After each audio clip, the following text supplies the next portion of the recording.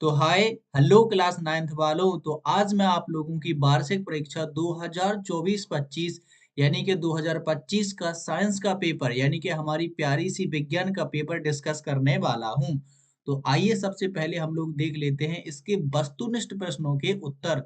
तो ये रहा हमारा पहला प्रश्न और लिखा है सही विकल्प चुनकर उत्तर लिखिए। तो आप लोगों ने बिल्कुल करेक्ट आंसर ही लिखे होंगे। पहला है हमारा, ठोस का द्रव में परिवर्तन कहलाता है, तो ये कहलाता है पिघलना। ठीक है, क्या कहलाता है? पिघलना। अगला, 250 डिग्री सेल्सियस पर जल की भौतिक अवस्था होती है, तो ये हो जाता है बिल्कुल गैसीय अवस्था में। किस अवस्था में? गैसीय अवस्था में। सोडियम की संयोजकता कितनी होती है? तो संयोजकता होती है 1। क्यों? क्योंकि सोडियम का संकेत Na होता है और इसका जो परमाणु क्रमांक है वो कितना होता है? 11। अब यदि हम इसका इलेक्ट्रॉनिक विन्यास करें, क्या करें? इसका इलेक्ट्रॉनिक विन्यास। ठीक है, तो इलेक्ट्रॉनिक विन्यास हमारे पास में इसका आता है पहले कक्षक में 2, दूसरे में 8 और तीसरे में 1। तो इसका ये 1 इलेक्ट्रॉन बचता है तो ये किसी को दे देगा, इसलिए इसकी संयोजकता कितनी होती है? 1। ठीक है, सोडियम की संयोजकता कितनी होती है? 1। आगे देखते हैं। और चौथा है हमारा, निम्नलिखित में से कौन सा जंतु ऊतक नहीं है? ठीक है, जंतु ऊतक नहीं है ये बताना है। तो एफिथीलियम ऊतक है, संयोजी ऊतक है, तंत्रिका ऊतक है। इसका राइट आंसर हो जाएगा विभोज्य ऊतक। ये नहीं है, ये है हमारा एक पादप ऊतक। ठीक है। अगला, वेग समय ग्राफ का क्षेत्रफल क्या दर्शाता है? तो वेग समय ग्राफ यानी कि वेग और समय का जो ग्राफ है वो हमेशा क्या दर्शाता है? त्वरण। क्योंकि वेग में परिवर्तन की दर को ही त्वरण बोलते हैं और परिवर्तन हमेशा समय के साथ ही होता है। ठीक है। अगला, ध्वनि का तारतम्य निर्भर करता है, तो वो निर्भर करता है किस पर? उसकी आवृत्ति पर। किस पर निर्भर करता है? आवृत्ति। ध्वनि का तारत यानी पिच, तो पिच किस पर निर्भर करती है? फ्रीक्वेंसी पर यानी कि उसकी आवृत्ति पर। ठीक है। चलिए देखते हैं आगे, और आगे हमारा यहाँ पर क्या आ जाता है नेक्स्ट क्वेश्चन। तो क्वेश्चन नंबर सेकंड क्या कहता है आपसे? रिक्त स्थानों की पूर्ति कीजिए। तो पहला है, दो या दो से अधिक पदार्थों का समांगी मिश्रण क्या कहलाता है? इसका राइट आंसर जिसने भी भरा है वो क्या है? विलयन। तो ये बिल्कुल सही है। अगला, कोशिका को जीवन की मूलभूत संरचनात्मक एवं क्रियात्मक इकाई है, तो बिल्कुल ये राइट आंसर है कोशिका। अगला, घर्षण बल सदैव वस्तु की गति का प्रतिरोध करता है, प्रतिरोध मतलब विरोध करता है, तो बिल्कुल राइट है। अगला, वस्तु द्वारा अपनी गति अवस्था में परिवर्तन की विरोध की प्रवृत्ति को, तो गति अवस्था में परिवर्तन क्या विरोध कर रहा है ना? तो ये हो जाएगा हमारा ब्राह्म का जड़त्व नहीं, ये हो जाएगा हमारा केवल जड़त्व भी नहीं, ये होगा आपका गति का जड़त्व। किसका जड़त्व होगा? गति का जड़त्व। ठीक है, इसका राइट आंसर हो जाएगा गति का जड़त्व। केवल जड़त्व नहीं, आपको गति का जड़त्व लिखना है। ठीक है। अगला, द्रव्यमान का ऐसा ही मात्रक, तो इसने लिखा है केजी, बिल्कुल राइट लिखा है इसने केजी यानी कि किलोग्राम। ठीक है, किलोग्राम भी लिख सकते हैं आप लोग। ध्वनि संचरण के लिए किसकी आवश्यकता होती है? तो माध्यम की आवश्यकता होती है। किसकी आवश्यकता होती है? माध्यम की आवश्यकता होती है, क्योंकि ध्वनि तरंग है वो निर्वात में नहीं चल सकती, इसलिए ध्वनि के संचरण के लिए माध्यम यानी मीडियम की आवश्यकता होती है। ठीक है। और यहाँ पर देख लीजिए अगला क्वेश्चन, क्वेश्चन नंबर 3, सत्य सत्य यहाँ पर हमें बताना है। तो लिखा है, कप की अपेक्षा प्लेट में चाय देर तक गर्म रहती है। तो प्लेट प्लेट तो बड़ी होती है, तो आपने प्लेट में चाय डाली होगी तो जल्दी ठंडी हो जाती है, तो ये कह रहा है कि देर तक गर्म रहती है प्लेट में, तो ये हो जाएगा बिल्कुल हमारा सरासर असत्य। ठीक है। अगला, निलंबन एक विषमांगी मिश्रण है, बिल्कुल, क्योंकि हम इसके कणों को आंखों से आसानी से देख सकते हैं। अगला, किसी यौगिक में तत्व सदैव एक निश्चित द्रव्यमानों के अनुपात में विद्यमान होते हैं, तो ये बात भी बिल्कुल सत्य है और यही हमारा क्या है? स्थिर अनुपात का नियम है। ठीक है। कैनल किरणों की खोज ई गोल्डस्टीन ने की थी, भैया बिल्कुल सत्य बात है, की थी। डीएनए की क्रियात्मक खंड को जीन कहते हैं, तो बिल्कुल कहते हैं, ये बात भी सत्य है।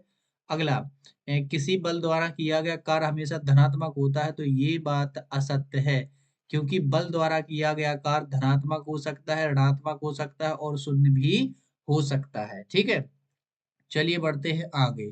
तो यहाँ पर आ जाते हैं अब हमारा क्वेश्चन नंबर 4, और इसमें क्या है? सही जोड़ी बनाइए। तो पहला है, निश्चित आकार व आयतन, तो ये होता है हमारा ठोस का, यानी ये पहला आंसर। कोशिका का ऊर्जा घर या पावर हाउस क्या कहलाता है? हमारा माइटोकॉन्ड्रिया, ये हमारा दूसरा।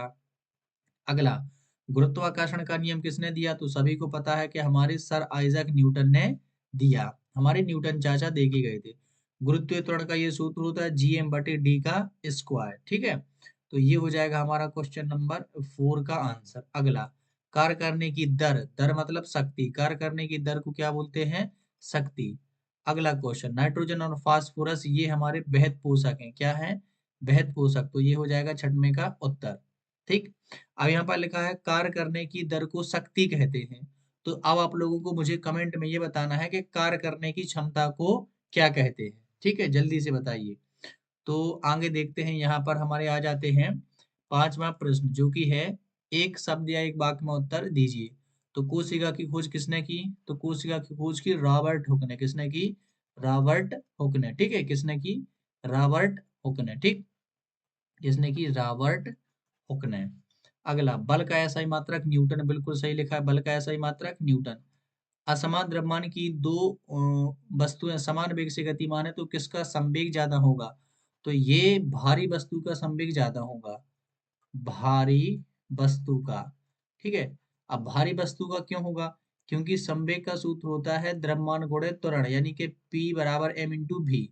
अब मान लीजिए कि एक वस्तु का संवेग P1 है और दूसरी वस्तु का संवेग P2 है। एक वस्तु का द्रव्यमान m1 है, एक दूसरी वस्तु का द्रव्यमान m2 है, और वेग तो दोनों का समान है। तो ये तो समान ही होगा, लेकिन जिसका वजन ज्यादा होगा तो उसमें ज्यादा में वेग का गुणा होगा तो वो ज्यादा बन जाएगा, और जिसका द्रव्यमान कम होगा और वेग में गुणा होगा तो वो कम बन जाएगा, क्योंकि वेग तो दोनों का समान है। इसलिए भारी वस्तु का संवेग है वो कैसा होगा, ज्यादा होगा। ठीक है, तो इसका राइट आंसर हो जाएगा भारी वस्तु का संवेग अधिक होगा। ठीक, क्योंकि उनका वेग कैसा है, समान, तो जिसका द्रव्यमान ज्यादा होगा उसका संवेग ज्यादा हो जाएगा। अगला, भैंस का वैज्ञानिक नाम लिखिए। तो भैंस का वैज्ञानिक नाम है बोस बिबोलिस। क्या है, बोस बुबलिस। ठीक है, बोस बिबुलुस। ठीक है, ये यहाँ पर लिखा ही है। और बोस बिबुलुस, यदि ये किसका नाम है, हमारी भैंस का क्या नाम है, वैज्ञानिक नाम है। तो आप लोग मुझे कमेंट में बताइए हमारी गाय का वैज्ञानिक नाम क्या है।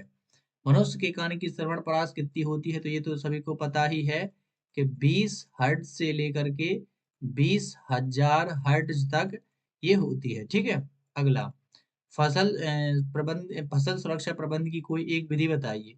तो सबसे पहला तो है कीटनाशकों का प्रयोग करो, क्योंकि बहुत सारे कीट फसलों को खा रहे हैं, कीटनाशकों का प्रयोग करना। ठीक है, और खरपतवार भी आ जाते हैं, तो आप लोग लिख सकते हैं खरपतवार नाशी। ठीक है, खरपतवार नाशी का प्रयोग करना। ठीक है, प्रयोग, तो ये दो लिख सकते हैं, दो में कोई एक लिखना था तो कोई एक आप लोग लिख सकते हैं।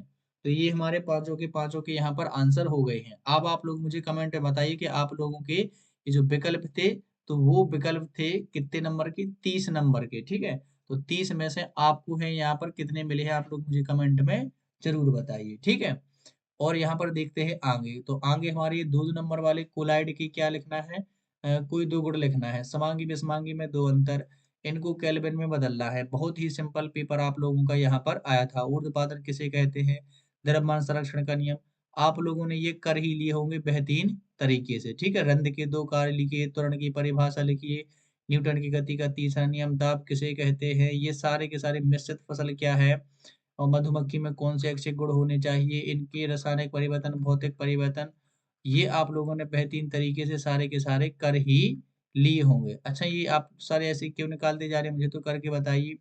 अगर आप चाहते हैं कि पूरा का पूरा यहाँ पर पेपर आपको बताया जाए, तो आप लोग मुझे कमेंट में जरूर बताइए। और ये सवाल तो हम लोग अभी कर लेते हैं।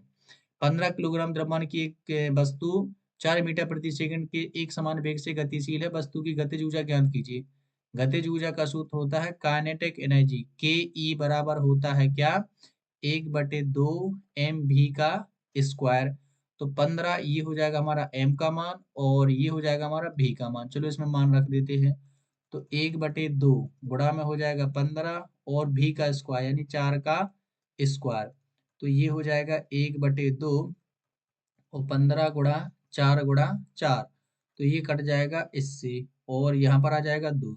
तो 4 दूनी 8, और 15 अट्ठे हो जाएंगे हमारे पास में कितने, 120। ठीक है, और काइनेटिक एनर्जी का सूत्र होता है जूल। तो ये इसका क्या आ जाएगा, आंसर।